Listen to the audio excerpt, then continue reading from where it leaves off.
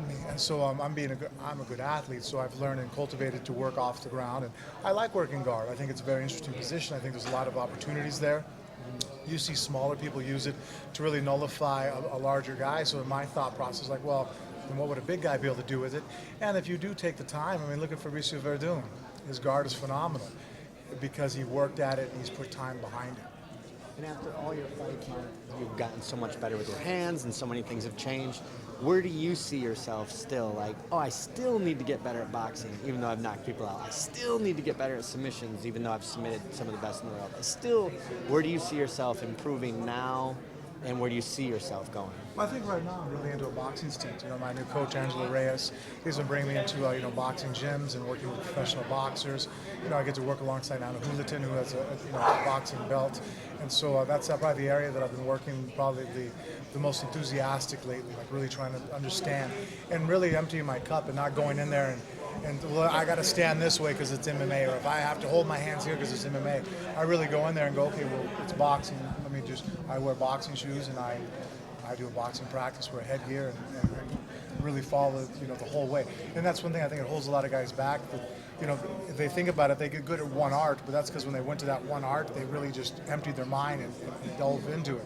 And then they started mixing things together with MMA, and then they're wondering why people can't develop different skill sets. It's because then when they go to learn a new skill set, they don't clear their mind. They don't sit there and try to devote themselves to that skill set. They try to devote it like, well, but I'm going to, I can't do this or I can't do that, or if my guy does that, I'm just going to knee him. It's like you're not fully giving yourself into the instruction. Are you impressed when you go to just a boxing gym, how good they are? Same as you go with Drysdale. Oh, yeah. All of a sudden you're like, holy shit, this is a whole nother world. Oh, yeah. Boxing, this is a whole nother world to stand up. It is. In fact, actually, I think boxing doesn't sometimes get the credit. People use the words, the sweet science, and how scientific and how much of a technician you have to be at it, setting traps and applying and controlling your opponent. But most people, I think, because boxing itself being a pugilistic sport, people are just hitting each other in the face. I think sometimes the fans of boxing don't even really appreciate what it really takes to be a phenomenal boxer. So going in there, seeing Roy Jones Jr. moving around and being able to like remain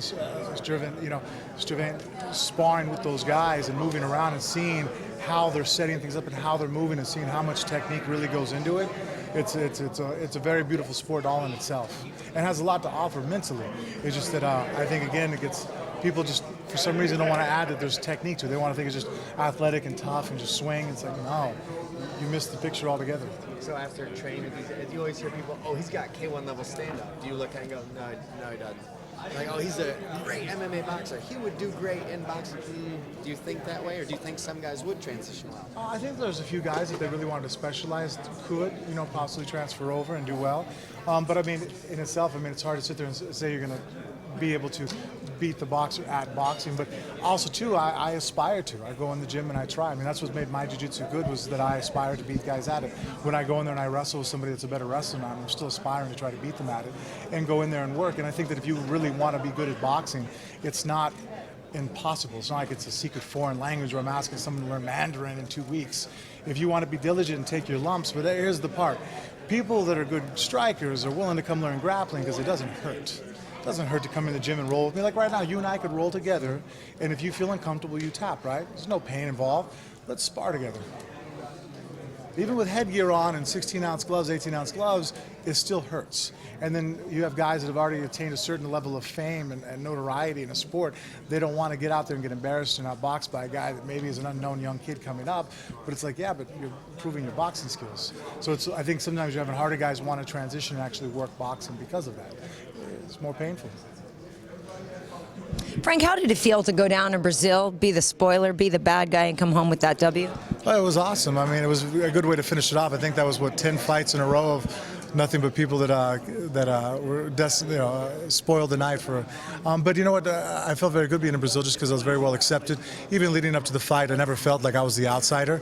I felt that if I'd been basically fighting anybody besides another Brazilian, or not another, but a Brazilian, that I would have been the hometown favorite.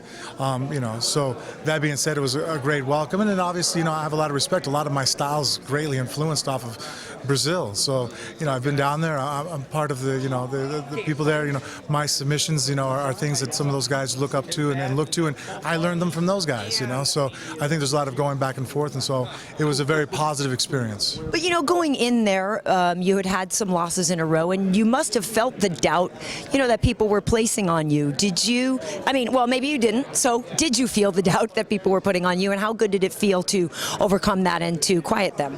I mean, it feels good to come through for your family and go out there and show that I could still fight, and I want to be able to still compete in the mixed martial arts world and fight in the UFC.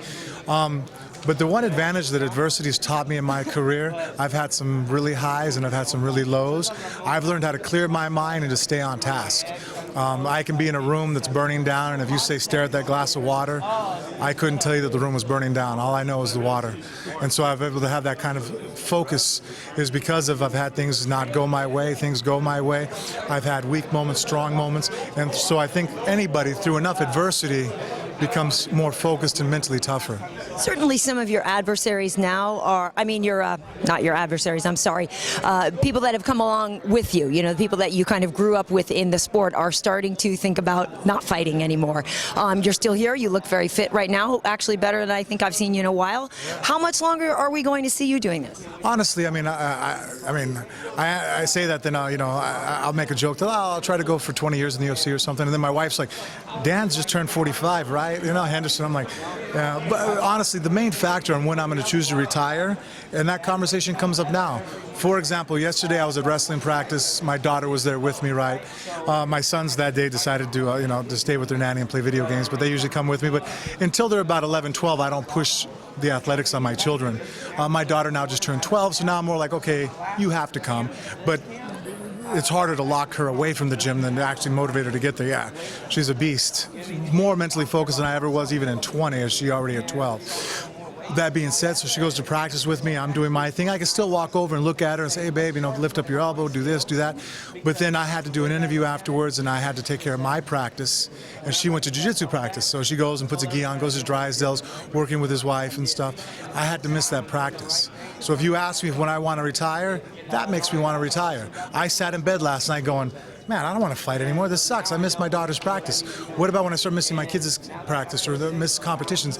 And obviously my career gives me more time at home than others, but there is a time when I get close to a fight that being a fighter is a very selfish lifestyle.